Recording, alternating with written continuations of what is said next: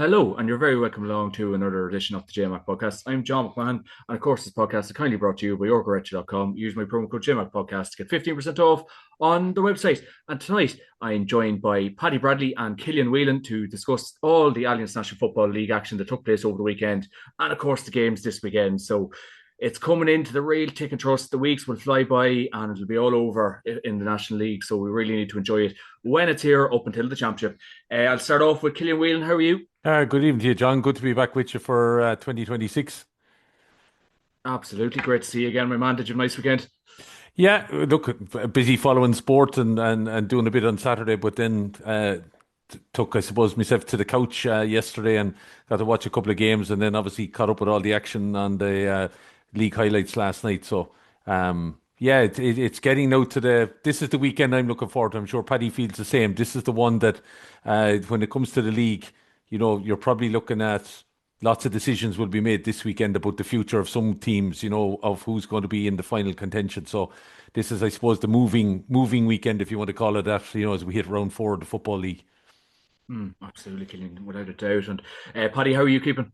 Yeah, good, John. Yeah, good. It's look pretty much the killing. For the weekend, full of sport. I got to watch most of the games and plenty of the games, and obviously seen the action last night on RT for the games I didn't watch. And I looked really looking forward to the next few weeks and seeing what way things will go. There's a lot still to play for in terms of promotion and relegation. And the leagues are very, very tight, particularly the top two leagues. Like we talked about it last week. Results can go either way in any of them games. Like who would have predicted Roscommon beating Armagh? I think we all sort of on block thought Armagh would win that game, but look, Roscommon were well with their victory. I know Armagh made a stab at it at the end. So like Roscommon to me were one of the teams I thought might have been relegated, but look, they're doing really well, and I look, it's all still to play for. Really looking forward to the next few weeks, as I said. Absolutely. I really kind of coming into an exciting period, make no doubt about it. And of course, it was a great weekend of action, make no doubt about it. And we'll crack right into the action, lads, over the weekend in, let's see now, the Alliance League Division 4 over the weekend. It was Waterford against Wicklow. It was Waterford 9 points, Wicklow 14 points in Cappoquin Logistics Fairfield. Killian, good win for Rushy McConville. He'll be delighted to get a win, especially a nice wee distance away from Wicklow. Yeah, look, it was, but again, Wicklow, I'm still kind of unsure what way Oisín is setting this crew up. I presume maybe he's preparing for other battles ahead. I don't know. I'm just not impressed by Wicklow's kind of tactics at the minute. A lot of reliance, obviously, on Mark Jackson. I think he scored, was it 9 points of their total? The guy is a danger from anywhere now. It would seem on the field. He's just one of those goalkeepers that has a bit of a reputation, a bit of a name for himself with regards to being able to take scores. But I just Wicklow, they're a team I think that should be promising more, but I'm just not impressed by the style. But look, hey, they're still, I suppose, within a mix, and they welcome London now to Tottenham next, and London put in a fair performance, but obviously got caught by Leitrim. There'll be a danger, but you'd expect Wicklow at home to be able to win that, and that probably gets Wicklow back into making the right moves at the top of the table. But I still think they're better than what they've been producing so far, and Jackson, as I said, he's such a key man, but I think the 9 points out of 14, you'd be expecting a lot more from some of the other players on the field as well. It's not a huge score to be kicking either when you look at the rules and whatever. So again, you just have to question maybe some of the motivation or the game plan or tactics or whatever you want to call it. So, but yeah, look, I expect more out of Wicklow going forward. Be interested to see how Oisin McConville can get them moving in, especially coming into the final stages of the National League. And then the other games on Sunday in Division 4, it was London 120, Leitrim 219, and McGovern Park Slip. A good win for Leitrim there. They will be absolutely delighted with that, especially going to Slip. It's never an easy place to go to. And then more heartbreak for Antrim lads. It was Antrim 114, Logford 127 in Roger Casement's Port and Glone. Paddy, we did talk about this last week, and obviously Kevin McGarty was, I suppose, very open and honest about his opinion on Antrim at the minute. And three losses in a row when you're potentially looking at promotion, you can forget about promotion now, and it's another year in Division 4 for next year. It looks like. Well, look, probably promotion was going to be a long shot after losing the first 2 games. But no, that's definitely the final nail in the coffin in terms of promotion goes, losing at the weekend. I think it's the manner in which they lost now. Obviously, I wasn't at the game, but my father obviously is managing over there in Ballymena and was chatting to a few of the Ballymena lads that were at the game. He just says they were thoroughly outplayed, sat in defensively far too deep, and were caught by numerous 2-pointers in the first half. I think it was 19. They conceded 19 points in the first half. That's an awful score to concede in 127 in total. Now, bear in mind this is an Antrim team that only last year in the Ulster Championship performed fairly well against Armagh.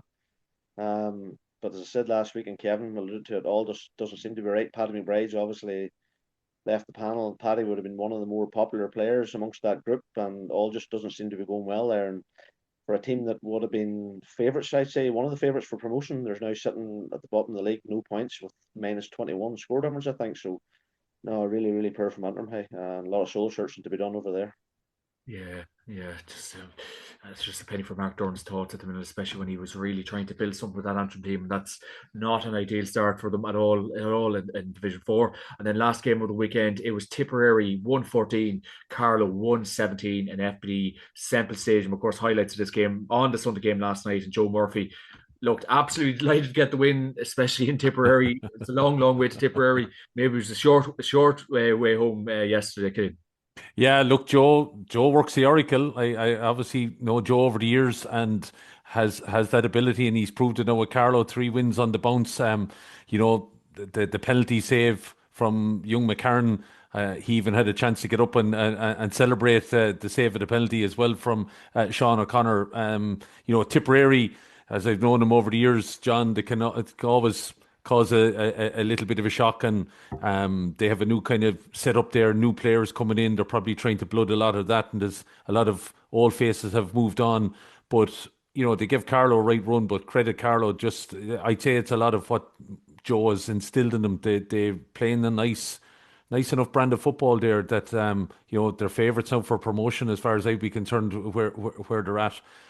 Just go back to Leitrim. You'd have to give McNulty a bit of a shout out there. Absolutely, yeah. Like 6 2-pointers. I think he scored in the second half. That's phenomenal kicking.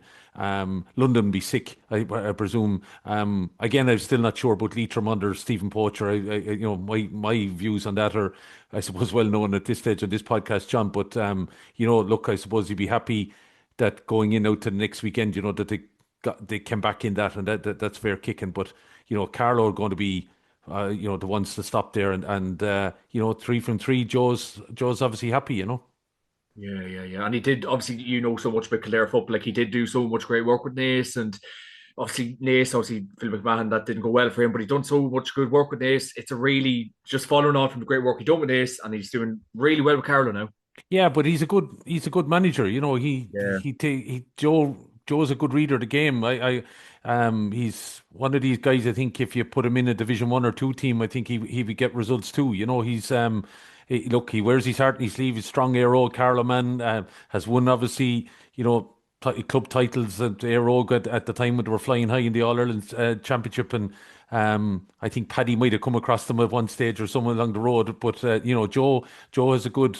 Joe's a good pedigree behind him, and you know, as I said, he bleeds the county colours, the multicolours that they are. But you know, Joe, as I said, has set them up well, and I'd be, you know, impressed as well that he's unearthed a couple of guys too. You know, that maybe some people mightn't within the county have given an opportunity to. And I just think, you know, even the Naas lads will guarantee you with Joe that they, you know, they tend to buy in. You know, I know that he had a lot of talent in Ace when he goes to it, but he still had to, you know, chase them. I suppose the one thing that he would be probably disappointed by, that they didn't get that Leinster title in the 5 years he was there. But you know, still, it was an incredible run that he brought them on. Yeah, absolutely. A great win for Carroll. They will be absolutely delighted with that. And that's a really good start to the National League for them, make no doubt about it. And then the action in Division 3 over the weekend, lads, on Saturday, the 14th of February, it was down against Westmeath. It was down 2-15, Westmeath 1-15 in Park Esther. Newry, Paddy, great win for Down at home. They will be delighted with that. Westmeath are building under Mark McHugh, but Conor Lafferty will be thrilled with that victory. Aye, look, they're in the box seat for promotion now. We talked about it last week on the show about how that the winners of that game will determine probably who was favourites for promotion. I still do think the 2 teams will go up. but you'd have to say now that Down look odds on to go to Division Two. The big thing in that game was Down. Like I don't know about the conditions, but Down raced into a big league. And in fairness to Westmeath, they brought it back and gave them a few nervy moments towards the end. But Conor Laverty has Down going really well. He's unearthed a couple of players as well. We talked last week about how McHugh has Westmeath going well too. So the two of them teams now are shaping rightly. And as I said, I think the two of them will end up going up. But Down are definitely in the box office after that one at home. Yeah, yeah, absolutely. Killian, any thoughts? Yeah, no, I'd be impressed. I agree with everything Paddy said there. I presume the one thing that Laverty might have an issue with was the way that, they were up by 13 points and they just about survived. Ray Cannellan showing the talent that he has and brought him kicking and screaming back into that game. But that was kind of the way the weekend went, as we saw many a game. Probably Saturday night was a terrible night and it probably evened things out. And then Sunday, while it wasn't maybe as wet in some places, the wind definitely played a factor. So, we saw swings and movements, an awful lot of movements in games, one way and then the other. So, look, I'd say if he's to take anything from it, it's the fact that Westmeath came back at them and they dug it out and at home.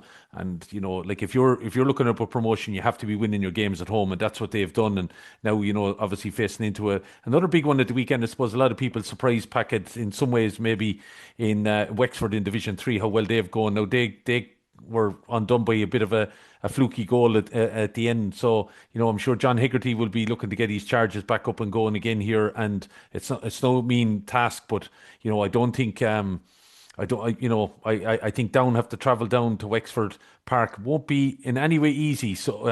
But again, going back to what Paddy said there, if Down take that win against Wexford, they're in the box office and they'll be in Division 2 next year, as far as I'd be concerned.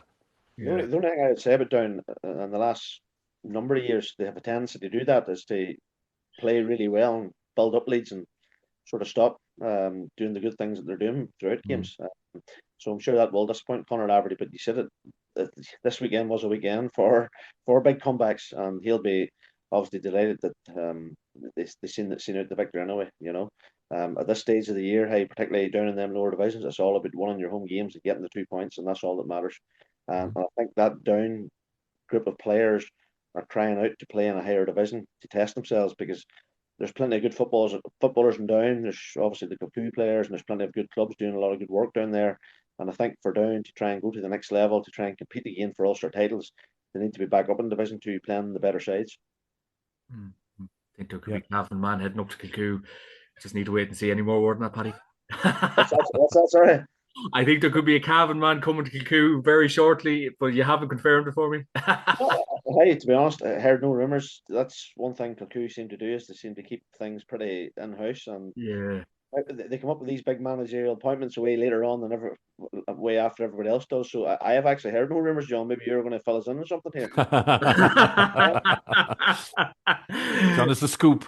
Is there hurling team in Kilcoo? Is there? Oh yes, all right, I get you. Yeah, Shawnee Johnson linked to Kilcoo by all accounts, so we'll just wait and see, Paddy, huh? Well, look, I don't know. Shawnee, I know he's involved in Breffy College and taking a number of teams down there, but has he done much coaching or managing in around the clubs he's done down in around Cavan this last few years? Yeah, he managed him and Micheál Ling managed Cavan Gales 2024. He was at Cavan 22. He was at Ballybay, so he's a lot of experience. Like, he'd be a good addition, I think. No, look, well, that's one thing Kilcoo like to do, is they like to think outside the box and point people from. They're not afraid to travel or troll the country and get men. So no, that's interesting. I'll just see what way it pans out. But I actually didn't hear anything, John, to be honest. Yeah, him and Marty Corey worked together in 2022. So Marty definitely knows a bit about him, to say the very least. And then in Division 3 over the weekend, it was Laois against Sligo. It was Laois 18 points, Sligo 1-8 in Laois Higher O'Mara Park. Killian, you're wearing the Laois jersey. Yeah. You're the biggest Laois fan going at the minute. What a win. Yeah.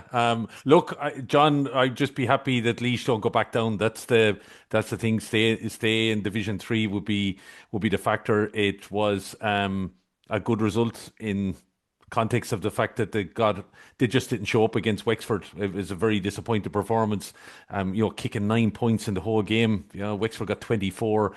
So I'm sure Justin read the riot act, and there was a couple of switches made. There was three players dropped, I think, from that team against Wexford, and just good to see Evan O'Carroll back. Evan would be a neighbour of mine at home, and I'm just glad to see. I know the trials and tribulations he went through last year after picking up that injury in some of the, I think, wasn't it the provincial games that they played in Croke Park, the sandbox games, trying out the new rules. He picked up an ACL, and I saw the work that chap went through last summer to get back. So I'm just happy for Evan, and he's kicking scores, and he's a fine forward.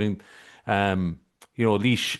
Look, I think Division 3 is probably the standard Laois are at. I don't think Justin's going to. He'll try as sure to get them into the competition of being in the top 16, but the league, I don't think it's going to be done through. I think the most important thing is that Laois maintain Division 3, that they don't get caught up in any kind of relegation battle. So I think that Sligo result is hugely important for them. But as I said, great to see someone like Evan O'Carroll back, shooting the lights out a little bit. Yeah, O'Carroll's an absolute baller. You should get like a half Kildare, half Laois jersey. Not a hope. Not a hope, John. I'm just putting that out there now. I have a wife from Kildare, and the child is going to be Kildare. Not a hope I'm getting a half jersey. That's a very definitive answer, And then the other games on Sunday in Division 3, it was Fermanagh, 18 points, Clare 2-18 in Brewster Park, Enniskillen. Paddy, that is a really bad result for Fermanagh. They need to be winning their games at home. They need to be making Brewster Park a fortress, and Declan Bonner cannot make it a fortress. No, and I was actually had a keen interest in that game. We obviously done a wee bit of a bet through the WhatsApp group, and I had Fermanagh done the handicap, and I had the good result the night before with Galway. And that game was nip and tuck for a long time. And then got they get the second goal. And I put the game to bed. So Clare put the game to bed with the second goal. So that's a really disappointing result. Like Declan Bonner convinced Fermanagh this year. And like Fermanagh have been decent. They've been hard to beat, particularly at home in the last number of years. They'd have been expecting a bit of a kick with a new management team coming in, but it just hasn't quite happened yet. They're in the precarious position of looking at maybe Division 4. I don't remember the last time Fermanagh were in Division 4. Like Fermanagh have been always plucky opposition for any team in Ulster, in the Ulster Championship, and we're really sad to see them go down to Division 4. But I was looking at the fixtures funny yesterday after that result, and the fixtures don't sit kindly for them either. And as I said, they're in a very precarious position. Yeah. Do you think is there teething problems maybe for Declan and the Fermanagh team, or is it just going to take a bit of time with that? Because it is a healthy, but like Emma Mulligan's gone in there, Paul Brennan's gone in there, Nevin O'Donnell's. Is it just taking a bit of time, Paddy? Maybe it might be that, or look, if I'm being honest, you talk about Ulster. Fermanagh are sort of the one county that I wouldn't know a pile about the club scene. Obviously they wouldn't have the same pedigree or caliber of clubs as maybe the Tyrones or the Armaghs or the Derrys or the Downs that the clubs that maybe roll off the tip of the tongue. So I don't really know much about the club football down there. Maybe they just haven't got the players. I don't know. As you say, it's a fairly, on paper, it looks a fairly very good and experienced and healthy background management and background team. And you'd expect that them boys would have got a kick out of them. Maybe they've just been unlucky. Maybe they, as I say, maybe they just it's taken a wee bit of time to implement the sort of style of play that they want to implement. But as I say, to go to Division 4 for a new management team like that, pretty high profile, would be pretty much a shock in that county, I would suggest, because as I said, Fermanagh are used to taking big scalps and are used to be up around Division 2 or competing to win Division 3s. Yeah. Oh, Declan will not like the progress there at the minute, but hopefully they can get a win potentially this weekend. And the last game of the weekend in Division 3, lads, it was Limerick 1-15, Wexford 1-14 in Mick Neville Park, Rathkeale. Killian, great win for Limerick. Yeah, but there were fortuitous, it was toing and froing in that game, and obviously we heard from Billy, he was good enough to admit that I think he put it down as an own goal. I think it was Naughton and Nash linked up for it and got it home. I know John Hegarty very well. I would have soldiered with him in the classroom, and obviously would have witnessed his career over the last while as a manager, the way he's made advances there, and I'm sure he's very disappointed about that result and how it worked out, and the fact that it was such a smash and grab effort, because Wexford were definitely, I suppose, had got 2 wins and were up there. Now I know one of them was against a poor enough Laois performance the last day, but they probably were causing a potential to cause a little bit of a shock. I do agree with Paddy. I think it's going to come back to Down and Westmeath. But Wexford could have still a major say in that, and Wexford Park has said for Down next week won't be easy, and Wexford won't make it easy on them. And I'm sure Hegarty will be driving those boys on out this week. They have a good coach gone in there as well, a couple of good coaches. One man in particular is a Laois man, Alan Malone. Alan has got a good reputation with a couple of counties now over the last while in the backroom team, and he's gone in there with Hegarty. I'm sure, if I was talking to those boys now, they'll be, disappointed the way that was taken from them. But again, like I go back to an allude, and I'm sure Paddy will agree with me. I think when you're in Division 3 and Division 4, your home games, you have to win them. And if you're winning them, well, then you're in contention. So Wexford, if they want to get back in contention, have to beat Down. There's no question about it. But Down know if they go down and win in Wexford Park, they're probably sure of a promotion. So look, that'll be a right game, I think, to be able to go down to if you could. I just hope Wexford Park could be on its day, even on a dry day, on a sunny day, John. The wind that blows down from the terrace, Clonard, down to the Wexford Harbour, could decide many a game. It's a bit like Sod Hill, so it could be a factor next weekend as well. So look, Down wouldn't want to take anything for granted going down there, and I'm sure they won't. But Wexford will be looking to bounce back, so I expect a bit of a humdinger in Wexford Park next weekend. I was just going to say, Killian, anytime you go to Wexford at this time of the year, there's always a wind blowing. The big advantage Down might have there is the likes of Pat Haver and Owen Murdoch, who, for me, are two of the best long range point kickers in any of the divisions. But if Down would happen to have them two boys on song, you'd obviously fancy them maybe to get the result that they need. But as you say, Wexford Parks are a notoriously difficult place to go. I've been down there many a time with Derry, and times we were expected to win matches and never come out of it with anything. So that's going to be a humdinger of a game. Yeah, Matty Forty or probably Paddy. Matty Ford, yeah. We've lost you there. And Matty Ford and Red Barry and them boys, whenever Jason Ryan was Red, yeah. Ooh, and Jason excelling at the hurling as well. Great to see. Yeah, great to see it.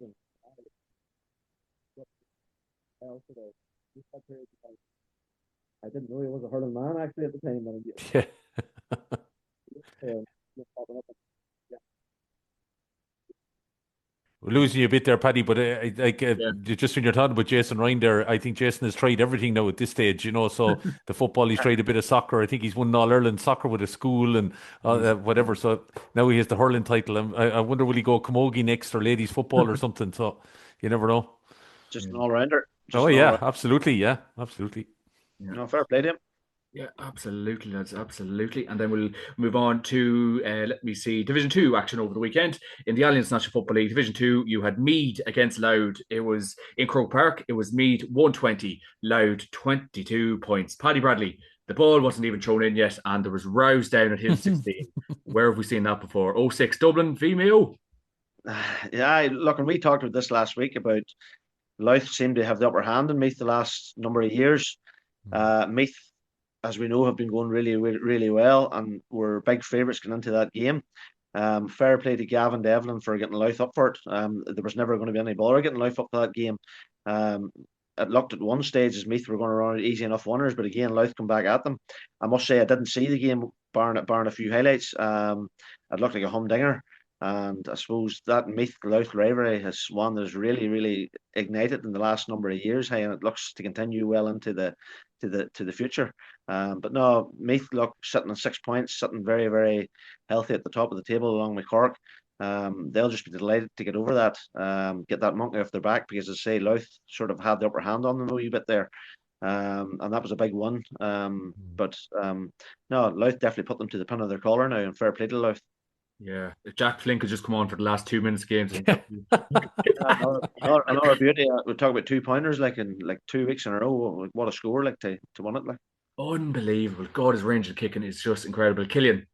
Yeah, I just have to give a mention to Jack Flynn. Is that 3 games in a row now? He's been heavily involved in the closing stages of matches. Been a serious find there in cementing a place now in that Meath team. But cracking game. A bit of controversy. This hooter. I don't know what Paddy feels about it. I think it was okay. Probably should have been left alone. We know we've seen a bit of controversy. We obviously saw it in the opening game with Ross Common down in Kerry. And I think, Sam Mulroy, it was a free in many people's eyes, and he had the opportunity to be able to kick it. Now, my understanding of the rule is even if the hooter goes in that context, he should have been allowed to take the free. So I just don't know why they messed around with the whole hooter rule, in my opinion, anyway. But look, I know they were kind of trying to take from the fact that teams were working it down and so forth, and then were able to kick a score. But I don't know. I just think the way it's been left now at the minute is going to cause more controversy as we go forward. And we've had a couple now in the few weeks of the league so far. But look, that loud Mead love Crow Park at the minute. They just they love the expansiveness of it, and like they're putting down. I have to say fair play to Robbie Brennan. He's got some mileage over Brian Minton. Minton looks like a man 10 years younger. He just they're mad for road and credit him what he had to do. And me now when they get in that kind of vein, John. I'm Mm. sure you've been on the border there with them. They're hard listen to as well, but like they're just. I can't like this game with Cork at the weekend in Parky Rin. There's another one like you'd love to pay admission fee and go down and like you'd hope to be a crowd in Parky Rin there to pack it out. But I'm sure it's gone to Parky Rin for obvious reasons. I think Cork want to tighten that up as much as possible to Yeah. suit them. Yeah. Jack Flynn to get the winner Yeah. again. He's on his line. He's such a big man. He's huge. Robbie Brennan, he just seems quality. He like it. He just even the players. He has the respect of the players. There's that bit of crack after the games. Like he just looks like a very inclusive sort of manager and just a man you want to play for, Paddy. Now, 100%, he's done some job there. And you're right, some of the older players, he has them, and it's just given them a new lease of life. He does look as if somebody who gets the best out of players. He seems to have created a great buzz there. He has the vibe back with me football. And again, we talked about this last week. It's great to see it. Like, I know maybe you boys down there, obviously in the border with them, let's not think that. But, growing up, we always loved the hard hitting nature of Meath football. And Fair Meath enough, then. hard to beat. And Robbie Brennan definitely seems to have the X factor, and he has them going really, really well. And look, again, Killian mentioned it there. Some humdinger of a game this weekend, them and Cork. And we're obviously looking on from a Derry point of view with interest because we've seemed to get our house back in order, and whoever slips up there, we'll be hoping to take advantage of that too, for that sort of second spot. Yeah. No, it's going to be the moving weekend. I think is the best way to call it. And then you had Kildare against Derry. It was Kildare 118, Derry 315 in Cedral, St. Colum's Park. Paddy, great win for Derry. Supporters were absolutely delighted with the result after the game. They're clapping the players off. The vibes look like they're good again. Derry are, I suppose, back. Well, look, it's early days. I will say, look, Kildare are a decent side, but they're a Division 3 side last year. Don't forget, they have made progress. It was a difficult game given the fact they lost Conor Glass, controversially, shall I say, after was it 6 or 7 minutes. Like, I think TV evidence showed last night there was nothing in it. There was nothing in the Alex Byrne sending off either. Like the two Oh, sending off to me were a bit of a joke. I think they were in a precarious enough position at half time. Was it 5 points down? But the two goals at the start of the second half were a platform, obviously, for giving the boys confidence to go out and see out the result. And look, I was actually texting Aidan O'Rourke. Aidan's obviously involved in the backroom team there down in Kildare. And he thought Derry were very, very impressive now, particularly given the fact Derry had a couple of black cards too, and Kildare had advantages in terms of the numbers of men in that. But Derry played really, really good football and were fit to get the scores they needed. And the pleasing thing was that Lachlan Murray, as I mentioned last week, looks to be coming into a bit of form, helping Shane McGuigan. And Shane McGuigan seemed to be back to near his best in very, very difficult conditions. I think he kicked 1-5 or 1-6. So, from a Derry point of view, very, very positive. And as I say, we're just sitting in the coattails of Meath and Cork, waiting on one of the two of them to slip up. We have a good run of fixtures coming too. We've played a lot of the harder teams, I would say, in that division. So, definitely promotion. It's a definite possibility. On the up Kildare, Cian.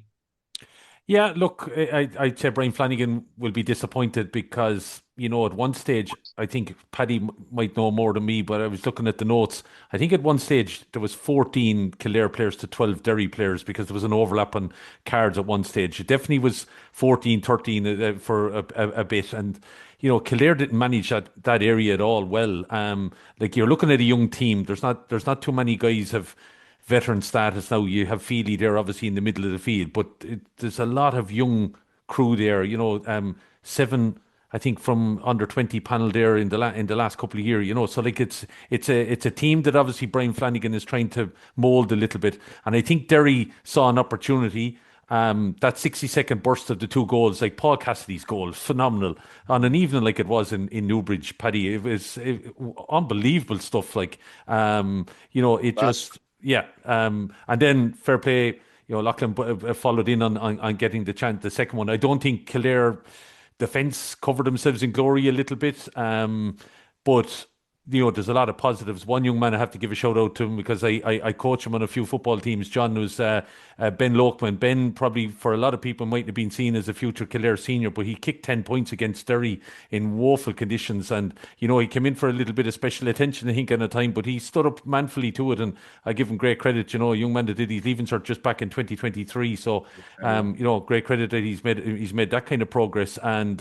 another man I suppose I want to give a shout out to coach him in Maynooth a few years back, Brian McLaughlin, back from an injury, he's probably in the fittest I've seen him in the last number of years, and he kicked 1-3. But I still think Flano will be unhappy. Newbridge, Yeah. even though they're growing, he wants to make it that again. We keep talking about this fortress, but I think in the league, win your home games, and I think they would have been buoyed by the result in their previous game. Had obviously gone to Oma on another dirty night and come away with a draw. I think Tyrone might have underestimated Kildare a little bit there. Maybe has been proven.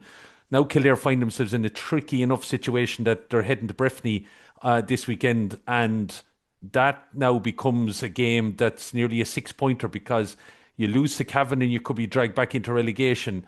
If Cavan lose it, I think Cavan are gone, with Offaly. So it's another game now I'd like to be paying admission fee to. It could be testy enough, in the Shawnee Johnson derby.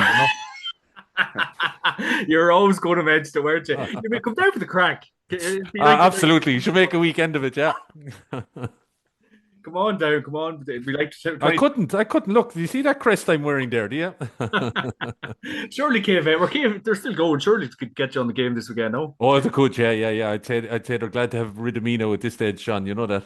Too controversial. Too controversial. Yes. And then the other games over the weekend in Division 2, lads. Oh, God, this is where it gets tough, but you will do this one first. Offaly, 19 points. Cork, 315 in Glennisk, O'Connor Park. Mickey Hart was not a happy bunny after this game, Paddy. no. Well, to be honest, I didn't get a chance today. There was a lot going on at school. I didn't get a chance, but I seen a bit of action on Twitter and social media with Mickey giving out. Hey, look, the fear was that Offaly getting up there probably just were a level below some of the other teams in Division Two, and it's probably looking that way. They've obviously had decent underage success in recent years, but they haven't probably have enough underage success for 3, 4, 5 years consistently to produce the type of players that are needed to survive in that division. They've been fairly competitive in their games to date, but Cork, I think, managed that game pretty well, got the goals when they needed them, and ran out easy enough winners. And you'd have to say that probably Offaly are looking at the drop. Who goes down with them probably Hmm. is the big question. Oh, I think it's my own county. I think watching and killing. Yeah, I think Offaly are goosed. I just don't think they can, like, conceding 3-19 against Kildare, 3-15 against Cork. I know they kicked 19 points themselves. They did something similar against Kildare, kicked a lot of points, but just not being able to find goals. They're really struggling with some of the inside lines on teams so far. I do think they're goosed. I think they've been unlucky though. Seven key injuries. I think John, I heard Mickey Hart mentioned that they've lost, but I agree with Paddy. They just wouldn't be able to afford to lose those numbers. They have some underage talent, yes. I think they need to be staying in Division 2 to progress, but maybe Division 3 wouldn't be a bad place for them to allow some of these lads to come on again. There are a lot of lads there, 20 to 22 years of age, that, are probably now not far off, but still have succumbed to losing matches by 8, 9 points. So, but look, Offaly could go on a run here now, John, and win the next 4 matches, and all of a sudden they could put themselves in the content. That's the team, that kind of a county they've been in recent times, but I don't see it. Problem they have, Killian, too, is they're going to Celtic Park here on Saturday Yes, night. yeah, yeah. At the side that have now found their mojo again. You've Lachlan Murray and Shane McGuigan and these boys that are Yeah, now finding a bit of confidence. The Derry crowd now are back behind the players. yeah. Celtic Park is traditionally a very, very difficult place to go. Mm. There's always a good atmosphere in it on a Saturday evening game. And I think Derry will really, really target that game for putting in a bit of a show and trying to really, go at Offaly and convincingly put them to the sword, to be honest. Absolutely, yeah. I agree with you, Paddy. I'd actually think it could be a bit of a score fest from a Derry point of view if they have that mojo and they get the crowd in. Like you'd be kind of, if you're the Derry management or county board, you'd be appealing on people to get out there because this could be, a promotion scenario here that you really confirm it in some ways. I do think, if you have a Derry team on the bit of a run that they are, taking on an Offaly team that look confined to relegation, it could be a bit of a shootout. I wouldn't fancy that Offaly full backline now up against the guys at the moment there. And if McGuigan is coming back into that kind of form, could be dangerous. Well, and you have the Mickey Hart factor too. Of course, of You course. took the words out of my mouth. Well, Mickey obviously was with Derry a few years ago. Again, rumours would have been that some players didn't take to him. I don't know if that's the case or not, but I'd say there's a fair few players in that dressing room will want to score. But look, you're right too. At the same time, Offaly are one of them teams that they can just produce the unexpected at times too. They have a few of them maverick type players, the likes of Egan and them lads who can get goals and who can produce big moments. But I just think that I'd say Division 3 is probably their level at the minute. They're underage success, fair play to them. They seem to have got their house in order. They seem to be competing really well.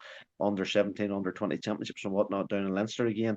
But I just think it's going to take time for that whole Offaly thing, I suppose, to play itself out and for them to build themselves up again and to a county that's competing up 2 divisions. I think Shane Lowry's going to have to get the checkbook out again, make no doubt about it. And then last game of the weekend, lads, it was my own County Cavan against Tyrone. It was Tyrone 223, Cavan 114 in O'Neill's Healy Park. Killian, I suppose, really disappointing day again for Cavan. And I suppose you're talking there about Offaly going down, Cavan. It's not beyond the realms of possibility a potential trip to Division 3. A really disappointing day at the office yesterday. Second half was really poor, very standoffish, very sluggish. Paddy Lynch brought a bit of life to it. I'm not sure on his fitness update. He went off with a potential broken nose. So it's not looking good for the boys in blue at the minute. Yeah, I'd be concerned, John, that they give up the ghost as far as I'd be concerned. They scored 1-2 in the first, was it 3-4 minutes, and then only kicked 12 points in the remainder of the game. I don't know. I just think when the pressure came on, lots of players just stepped off it. And I'd imagine, Dermot McCabe, I don't know the man personally, but from watching him obviously on an inter-county football field over the years, he'd be disappointed at the way the Cavan lads just succumbed the way they did. Now, I know obviously going to home is a tricky enough spot and whatever, but maybe you won't be wearing those changed jerseys again, John. Maybe, that could be something. But, That's crazy. yeah. But look, Killian, I thought in the first 15, 20 minutes, Tyrone looked the more nervous of the two yeah, sides. yeah. Started well. I thought, this Tyrone are here for the taking today. Yeah, they were. Yeah, what? The Tyrone second goal came from a refereeing error. Wasn't along the sideline. I thought it should have been Cavan free. I thought Cavan's heads totally dropped after that, and in the second half they just weren't at the races at all. But I think Liam Brady done really well in the second half and made it an itinerary of saves. But the kickouts, lads, I don't know, did just cup on to Cavan's kickouts going along the sideline. And we've this guy, Kieran Brady from Corfin, and he's in a fantastic pair of hands on him. You think we would be hitting him and going with that, but as you rightly said, Killian, we did stand off them. It was very loose mark, and Tyrone of quality forwards, Darragh Canavan ate us alive in the second half.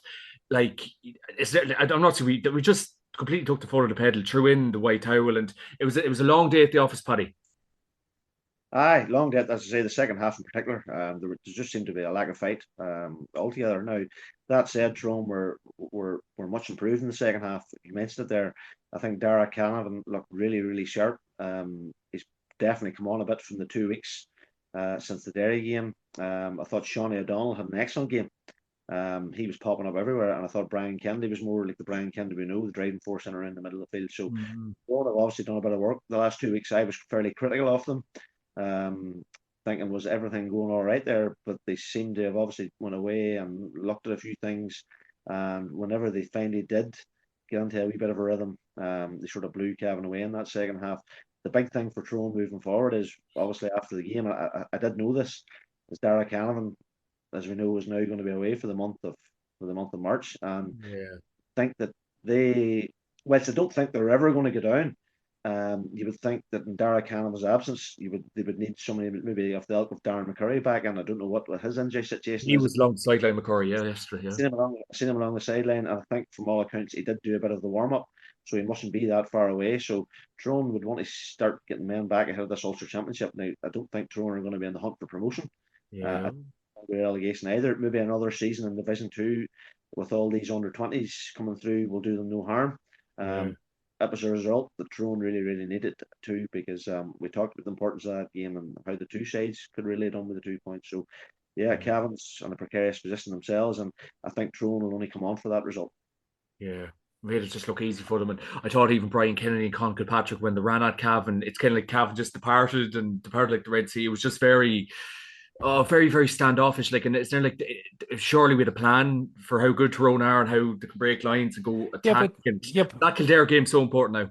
Yeah, but John, how good are Tyrone? I still think the jury is out. I think, like, when you look at that second half, like way Cavan capitulated. Yeah, I think so. Like, they either underestimated Kildare. They lost, obviously, wasn't it 3 points, I think, Paddy, against Derry. They're facing Inter D now to play Loud at the weekend. I think we'll only know then maybe what they're about. Like, they're still in, to me. If they don't turn up against Loud and then Canavan has gone for a month and they don't get a result against Loud, then they're in relegation bother, So I think they'll be hoping that they go to Loud and get the result, and then they can pack Dara off, because I think if they get to 5 points, they'll be safe. But if they lose against Loud, well, then it's all bets are off. I'm not sure about this Loud or this Tyrone team. I think Cavan made them look better than they are. Just, as I said, I'm trying to read between the lines a little bit, but I wouldn't be bigging them up just yet. Okay, bit of work to do then. So bit of work. And Cavan did kind of cut through them at times as well. So I suppose that maybe is a tiny bit of a concern for Tyrone. Make no doubt about it. And then the Division 1 action, lads, over the weekend, it was Kerry against Galway. It was Kerry 2-17, Galway 3-14 in Austin Stack Park, Tralee. Paddy, what a game of football. I think we all had eyes on this. The whole country had eyes on this. Kerry threw it away. Aye, well, I suppose that came at a time whenever Derry were on, and I was sort of trying to find it in Kildare FM. I actually had an uncle called in to visit me after Mass. I couldn't get him out. I was trying to listen to one game, watch another game. I was trying to hold down a conversation with him. And you're giving us odds, Paddy. You're doing. He was. Well, I did predict the draw. I'll have to say that. He did. He did. He got that right.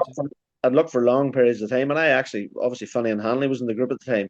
I actually was very nearly putting in a message to say how poor Galway had been, and how the lack of potency they had up front, and that a lot of these new players maybe weren't up to the standard. But then, I'm glad I didn't put the message in, because whenever they sort of took over in midfield and they sort of dominated in the second half, what a comeback!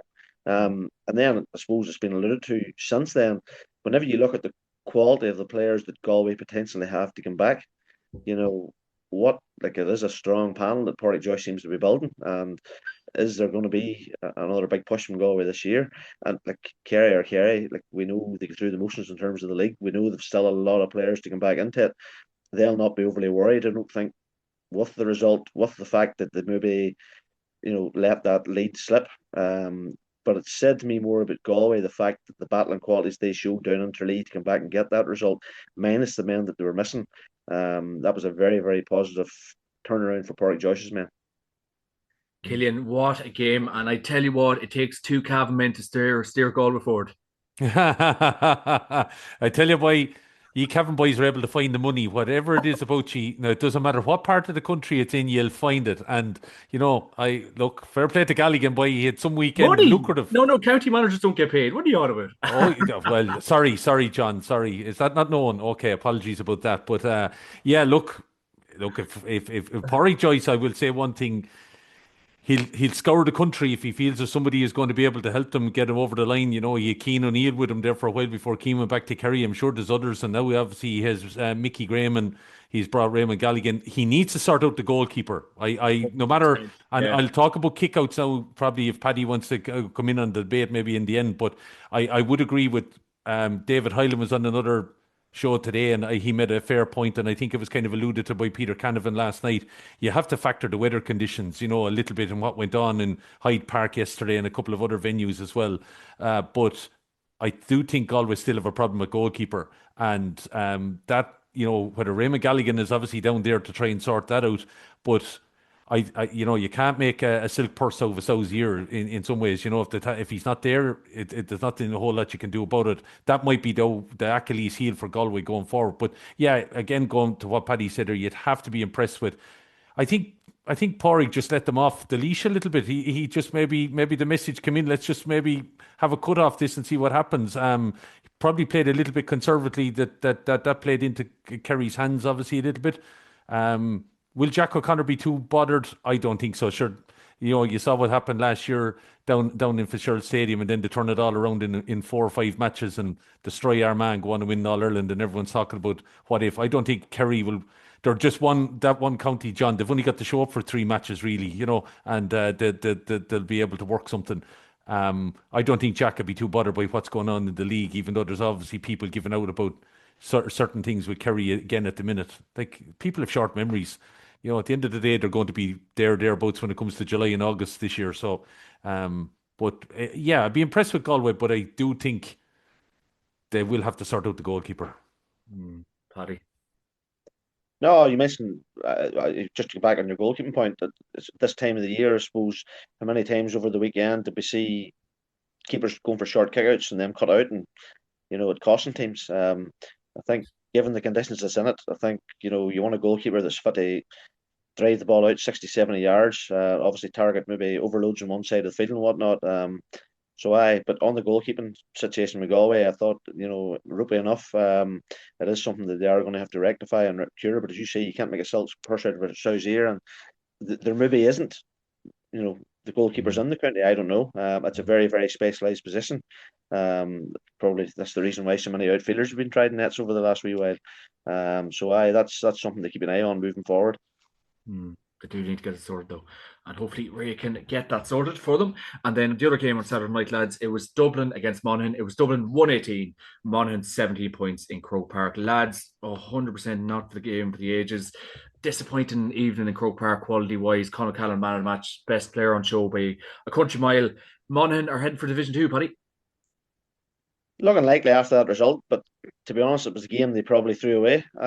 You're right, Conor Callan was the standout performer, but how many goal chances did Monaghan not miss? Had 1 or 2 of them went in, they probably would have won the game. Like, they were at crucial times whenever the game was hanging in the balance, and if 1 or 2 of them hit the net, Monaghan probably get the 2 points they need to give them a chance of staying up. But you know, I was impressed with Monaghan, to be honest.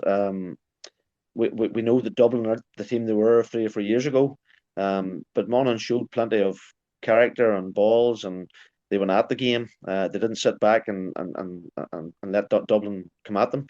They actually tried to attack them. They created plenty of chances. And for the turnover of players that Monaghan have had themselves in the last 2 or 3 years, they keep on coming back, and they keep on unearthing some new talent. Hey, and whilst it does look as if they're going to go to Division 2, I give them great credit for the way they've went about their business and the games to date in terms of trying to get at teams and trying to get points rather than trying to just defend it and sit in deep and hope for the best. Yeah, absolutely. Be interested to see what Gabriel Bannigan will do this weekend. And then the last games of the weekend, lads, yesterday, Sunday the 15th of February in Division 1, you had Donegal against Mayo. It was Donegal 119, Mayo 14 points in O'Donnell Park, Letterkenny. Killian Whelan, Andy Moran says after the game, it's not always going to be a bed of roses. There was no roses in Letterkenny yesterday. No, but I think Donegal are going all out for this league title. I get that vibe. Obviously, they seem to be a step ahead of a lot of other opposition that they've played so far. But like, looking at Mayo last night and watching the highlights, they seem strangely subdued. You know, just the movement, everything was. It was like Andy had collected 15 lads at the border and brought them up to play, and they just hadn't, the movement was just shocking. There was a lot of individual plays and not a lot of joined up thinking, and Donegal exploited that then, when you've Gallen on the form that he is, and you've Rorty chipping in and Michael Langan, like these guys are just in some good form, but they haven't really, to me, Donegal are very, very impressive. They're the standout ultimately, and I think are going to be hard to stop maybe to take a league title here. But Mayo didn't lay a hand on them really. Yeah. Okay. Andy did say he was impressed after the game. Interesting. Paddy, just go on ahead. Can't hear you. Yep.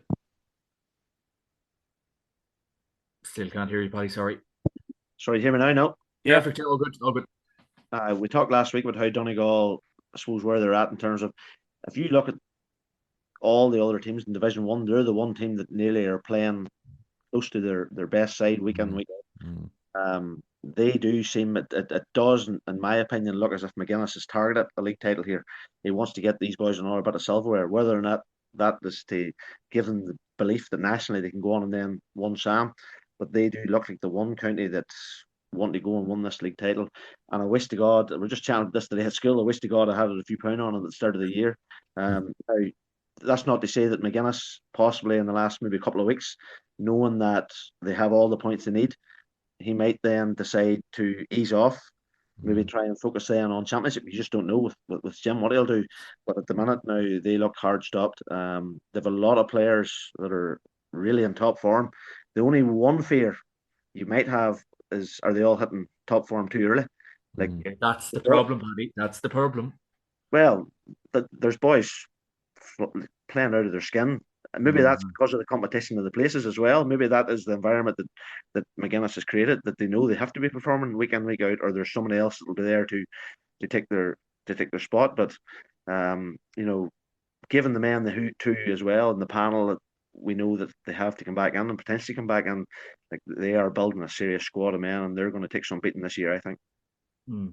Yeah, absolutely. Psychologically, Paddy, Dave, you obviously being a bit closer to the matters up there. I know a few of the lads from colleges over the years, but psychologically, the hurt of last year, it has to be a factor that he's trying to, as you mentioned there, I think win a piece of national silverware that maybe then he's able to taper off to come at it again to make a charge for Sam. Do you think? Well, that's my own thinking on it, but you just don't know with Jim, do you? Like, Mm, they always do the unexpected. I do think they look like a team that want to win a national title.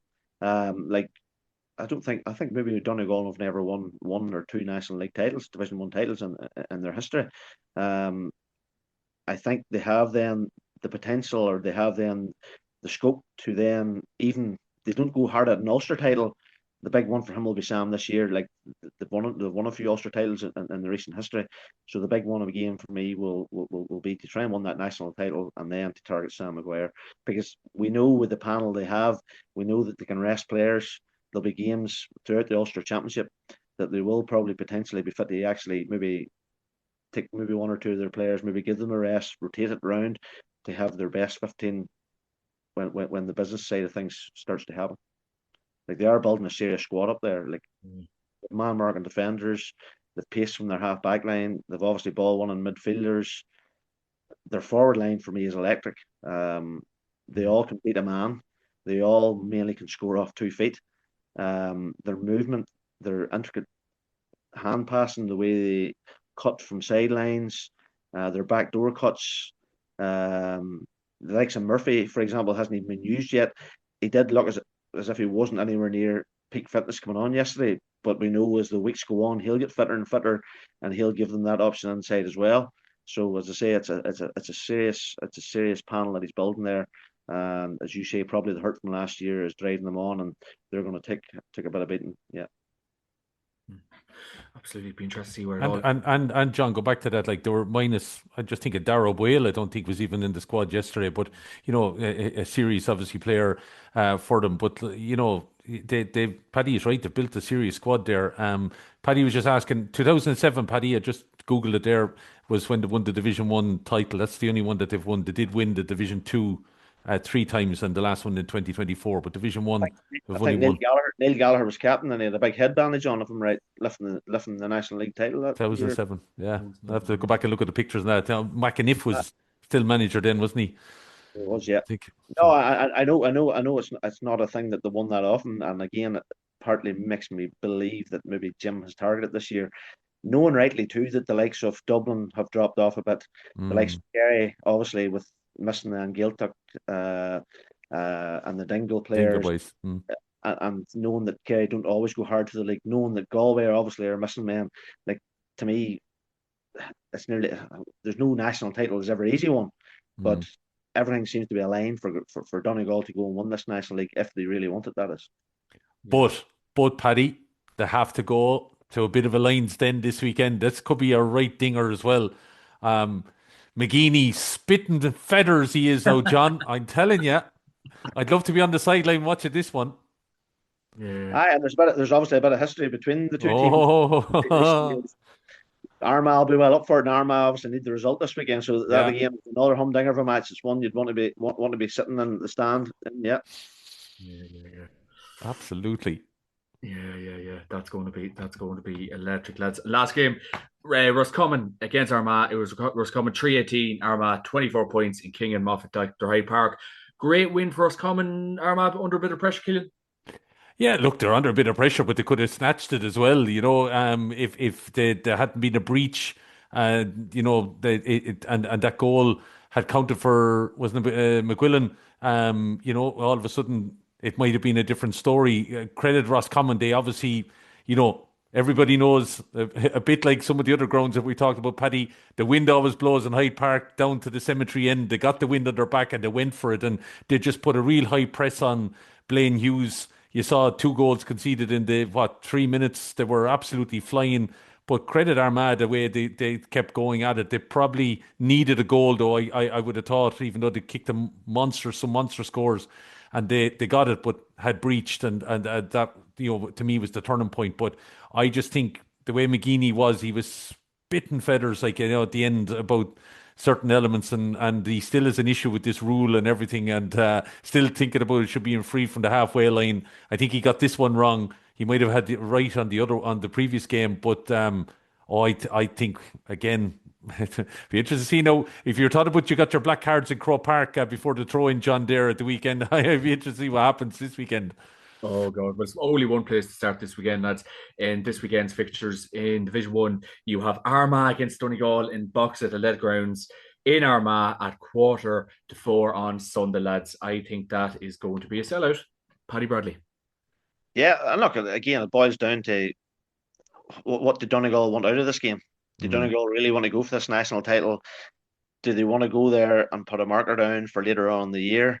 If they do, it could be a humdinger because Armagh really need the points. Armagh will not want to go down to Division Two.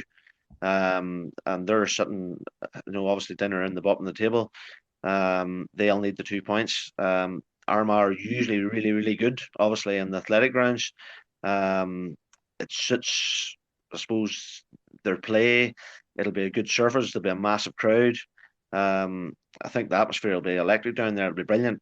Killian mentioned black cards. I think the two teams will go at it like a proper championship fair. I'm hoping to do anyway. But I think at this minute in time, Donegal just are that wee bit ahead of Armagh. Armagh, obviously, different men to get back into the panel. The likes of Aaron McKay, missing still has probably been a hard gap to fill there in full back. Is Rain and Neil going to come back? And the more Russians doing really, really well in full forward. I think, as I say, Donegal panel wise are probably close to their best 15 and best panel, more so than Armagh. And I think that could be the difference between the two sides at the weekend, even though Armagh probably need the result more than Donegal. mm. Yeah, absolutely. And then on to the other games in Division One, lads. Briefly over the weekend, you have Monaghan against Mayo in St. Chinner's Park, Clonus, 1:45. A huge game for Monaghan. And Andy Moran is going back to where he was last year, Killian. Yeah, and look, I think, as Paddy alluded to earlier on, Monaghan have been a little bit unlucky. So again, you couldn't assume that this is anyway a little bit of a gimme here. I just think that they might be under a bit of pressure here in Clonus. Mayo, I don't think will be as bad again as they were I think, if Mayo arrive in a better shape than they did in Letterkenny, I think we have a closer game. So, I think Mayo might just get the nudge on this one purely because obviously Monaghan have come out on the wrong side. But again, my knowledge, and Paddy obviously played in the league over the years, this moving weekend could all of a sudden flip the whole tables. You could see teams that are in relegation all of a sudden going to promotion. You have a team on the cusp of promotion could lose all the remaining matches and all of a sudden get caught up in a bit of a spin towards the other end of the table. So it's a big weekend to prove a point, and I'm sure that'll be the word that'll be going to Monaghan, that if we're going to save ourselves from relegation here, lads, we have to win our home games, and maybe they'll, as he said, Monaghan when you put the two teams on paper, John, they probably have a little bit more experience. Andy Moore is obviously trying to put something together there in Mayo, and they're coming off the back of probably unexpected two opening wins, and people probably bigging them up now a little bit, and then they got a little bit of a kick in the backside yesterday. So it'd be interesting to see what Mayo turns up in Clonus. If you get the same kind of Mayo, I think Monaghan might be able to do one on them, especially at home, because they haven't been far off. They just haven't been far off. I think this game could be tight. I think it'll come down to a decider. If the Mayo of the previous two rounds turn up, I think they win it.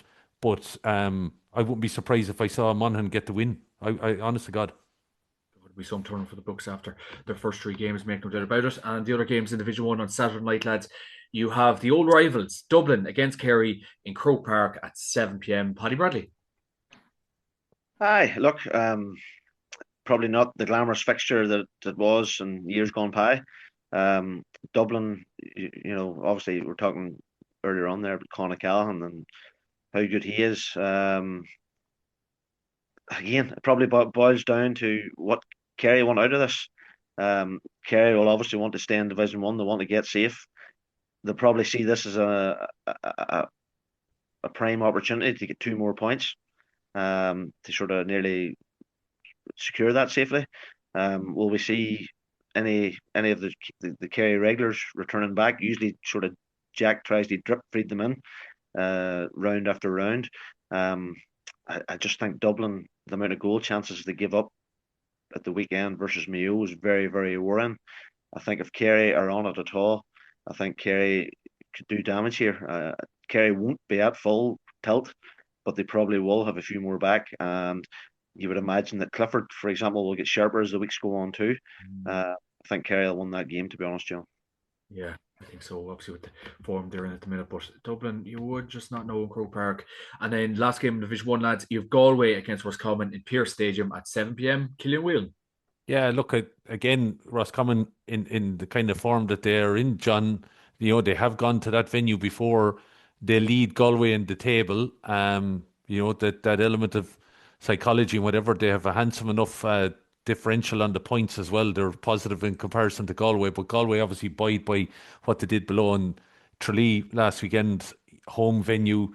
You'd imagine they should be able to take the points. But again, that one is going to be tight. And John, just going back as well, just on Dublin, if Dublin lose that game to Kerry and other results, then Armagh beat Donegal and Galway, Roscommon, all of a sudden there's a gap has opened there, and then Dublin are in relegation trouble. So again, it's going back to what Paddy says there. Like, it depends on what Kerry want out of it that ultimately might decide, and Donegal, what they want out of it, could decide a lot of things. So it's a fair point of what Paddy is making. What Kerry and Donegal want out of these two matches at the weekend could decide the permutations for everybody else in the group.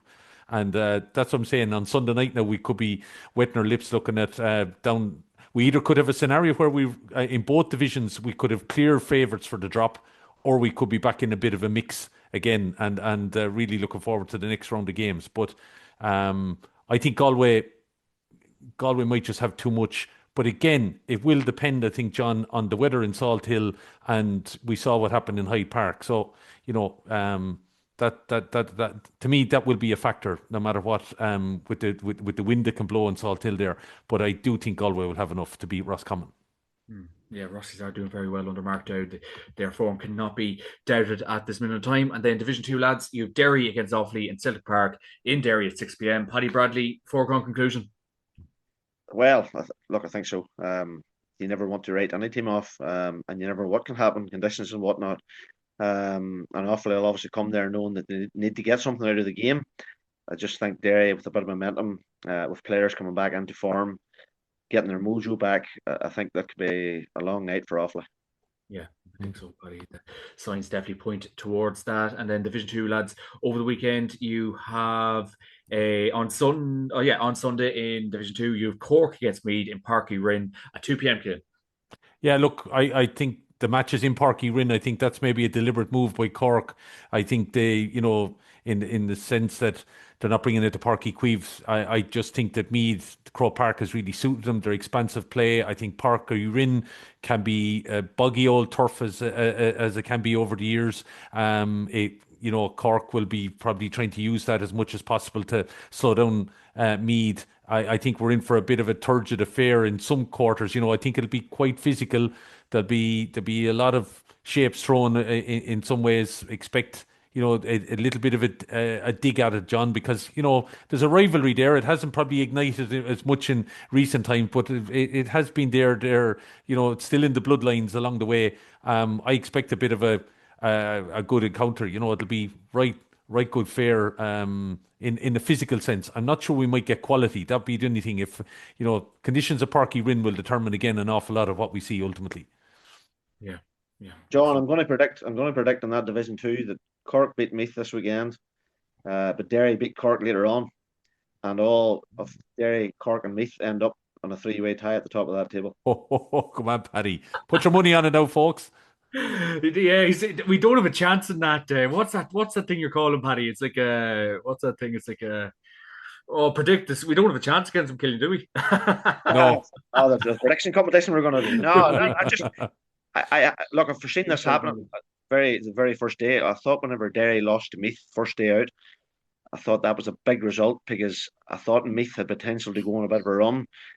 Cork then obviously have 1-3 in the bounce now, but Meath have to go to them, and then Cork have to come to Derry. It sort of has nearly Drone sort of fell away a wee bit, and I don't think they're going to be in the promotion mix, but they might have a say because they still have Cork to play and Meath to play, don't they? Yeah, But yeah. I think there's the potential for the three teams at the top of the table being tied in points and it coming down to score difference. And again, if you're a Derry, a Meath, or a Cork, and that does happen, you'd be really disappointed if score difference was the one thing kept you out of Division 1. But it has the potential for Paddy, have Derry got their next two games at home? that. I know they've Cork. No, I think maybe Cork's one of the last games, so they've awfully. I'm actually not sure the way I the might fixture check it there. itself them, but Cavan, I think we're playing you in Celtic Park. I think, yeah. they're playing Cavan and Cork at home, yeah. So Yeah, they're away Yeah, to they're away to Louth, I think. yeah. yeah. So in their last four matches, they've three at home. Yeah. Well, like I'd be giving some of the tag to Derry there if yeah, home to Cork on the in the next round, yeah, 1st of March. So Offaly and Cork. I just think home Away matches. to Louth and then home to Cavan. Is that the way it works? It must be, yeah. So like I think these next two games that will decide it for Derry. I think John, you beat Offaly and then you're welcoming Cork, fine. But I think if Derry make Celtic Park, always a tricky spot to go. Always a tricky spot to go. That could decide matters ultimately. So if you get 4 points out of that, happy days for Derry, I think. Absolutely, absolutely. Yeah, it's going to be a really interesting couple of weeks, lads. Just the clock is running on us in Division 2 over the weekend. You have Louth against Tyrone in Defy Park, Moore at 2 p.m. on Sunday, and then my own County Cavan against Kildare at Kingspan Breffni Park, Cavan at 3 p.m. And then the Division 3 games, lads, over the weekend, you have Westmead against Fermanagh in TG Cusack Park at 1 p.m. You have Clare against Laois in Zimmer, Biomet Park, Kissogue at 2 p.m. You have Sligo against Limerick in the venue to be decided at 2 p.m. And then you have Wexford against Down in Chadbrooks Wexford Park at 2 p.m. All games on Sunday, of course. And then Division 4 over the weekend, lads. You have Wicklow against London in Echelon Park at 1 p.m. You have Leitrim against Antrim in Heartland Credit Union Park, Sean, at 2 p.m. And then you have Longford against Tipperary in Glennon Brothers Pierce Park at 2 p.m. And then the last game over the weekend, lads, in Division 4 is Carlow against Waterford in Netwatch Cullen Park at 6 p.m. on Saturday night. So lots to look forward to this weekend, lads. Paddy Bradley, to wrap up, what would be your bets of the weekend and players to watch? Bet of the weekend, and I didn't come in on Kelly when he was talking about this. My bet of the weekend would be Monaghan at home to Mayo. I think it's last chance saloon for them. Mm. Clonus is a hard place to go. I think they haven't been that far off. I've been impressed about the way they've won at teams. I think I was really disappointed at Mayo. I watched them for the first time live at the weekend, and it was really, really poor. You're right about how they just how they came to Letterkenny and how they rolled over and let themselves be tickled. Let's be honest. Donegal controlled that game from first minute to last. I thought up front they offered nothing at all in attack. So I think Monaghan will win that game at the weekend. They need to. And if I had a player to watch for the weekend, I think Shane McGuigan will use Saturday night as an opportunity to really, get his shooting books back to the way they were a few years ago. I think it's the ideal opportunity for him at home, coming into a bit of form. He'll have plenty of. I think Derry will dominate that game, and I think he'll end up shooting the lights out on Saturday night. Yeah. Yeah, jeez. I think, John, just on the games, I noticed how you brushed over the Sean Johnson derby there. Oh, jeez, here we go again. Have you the cup made? Have you? Just checking in on you there. But I think Division 3 and 4 are actually fairly well predicted this weekend. I think all the home teams in Division 4 will win. I think Carlow will beat Waterwick, will beat London. Antrim, poor old McGurty will probably stay abroad at this stage now. I think Leitrim are going to win there. And Longford and Tipperary, that might be a close one. Tip and Longford have had right battles over the years, but I think Longford are in a good form, so they'll win that, right? I think Westmeath, Clare, Sligo, even though I'm writing off my own team, Laois, we don't do well in Ennis. We never have. I don't think of any game we've won in it in recent memory.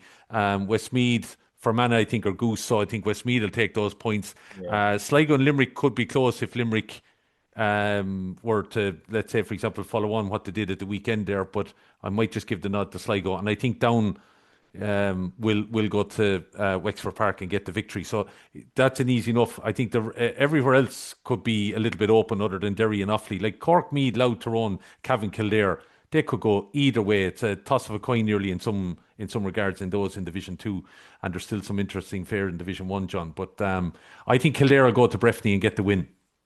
Just putting that straight out there. After all that, give me your bets and give me your players. We would have had time to cover them games. I wouldn't be like Paddy Bradley. I wouldn't have a clue about betting here in any regard. I am going to say to you, I am biased here because I just think it's great. It's great to see. But Ben Lokeman announced his arrival, I think, from a Kildare point of view against Derry there at the weekend, even though they lost. Keep an eye on him against Cavan. And there was another young guy I was very impressed with. Roscommon, was it? I just can't. But I like Roscommon's forwards, John, have to, again are ticking. You see Enda Smith a bit rolling back the years as well.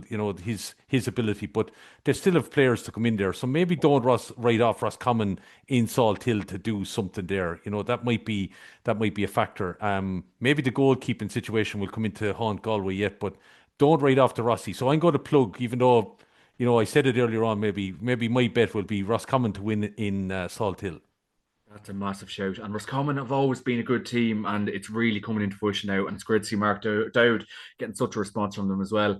Killian, what is the plan for the week off? The week off?